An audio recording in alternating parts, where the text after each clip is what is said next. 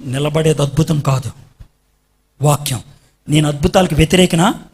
కాదు, అస్సలు కాదు. అద్భుతాలు నమ్మనా? కాదు. నేను అద్భుతాలు నమ్ముతాను. స్వస్థత ప్రార్థనలు నమ్ముతాను. నేనే చేస్తాను స్వస్థత ప్రార్థనలు, డౌట్ లేదు, చేస్తాను నేను.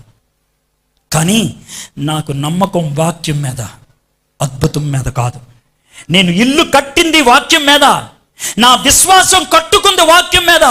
నేను చచ్చిపోతే నాతో వచ్చేది వాక్యం, అద్భుతం కాదు, అద్భుతం కాదు. ఈ మధ్యాహ్నం మిమ్మల్ని అడుగుతున్నాను, వాక్యం మీ గుండెల్లో పనిచేస్తుందా? యేసయ్య చక్కటి అవకాశం ఇస్తున్నాడు. ఏమన్నా తెలుసా? రే, బతుకున్నప్పుడే ఒక నిర్ణయం తీసుకో, బతుకున్నప్పుడే వాక్యం మీద మనసు పెట్టుకో అని. చచ్చిపోయిన తర్వాత నువ్వు చేయలేవు.